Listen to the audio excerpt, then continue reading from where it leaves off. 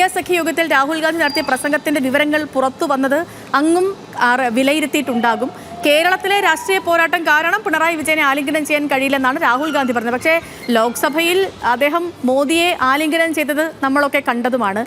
India മുന്നണിയുടെ ഭാഗമായി ഇടതുപക്ഷത്തിന്റെ തലമുതിർന്ന നേതാവിനോട് ഈ ഒരു അകൽച്ച രാഹുൽ ഗാന്ധി തുടരുമ്പോൾ ഇടതുപക്ഷം ഇനിയും ഇന്ത്യ മുന്നണിയിൽ ഇങ്ങനെ തുടരേണ്ട ഒരു കാര്യമുണ്ടോ?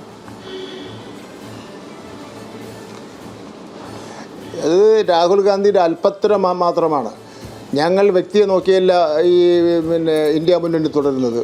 ഒരു നയം നോക്കിയാണ് ഞങ്ങളുടെ ഒരു നിലപാടെന്ന് പറഞ്ഞത്. ആ നയം എന്ന് പറഞ്ഞാൽ ബി ജെ പിയുടെ വർഗീയ നയം, ബി ജെ പി എടുത്തുകൊണ്ടിരിക്കുന്ന ജനവിരുദ്ധ നയം, ബി ജെ പിയുടെ കോർപ്പറേറ്റ് നയം, അതിനെ ഞങ്ങൾ ശക്തമായി എതിർക്കുന്നതിന് വേണ്ടിയുള്ള കാര്യമാണ് ഞങ്ങൾ സ്വീകരിച്ചുകൊണ്ടിരിക്കുന്നത്. അല്ല ഞങ്ങൾ ആലിംഗനം രാഹുൽ ഗാന്ധിയുടെ ആലിംഗനം ഞങ്ങൾ കിട്ടും, അതുകൊണ്ട് ഇതിൽ ചേരുക എന്നുള്ള നയമില്ല.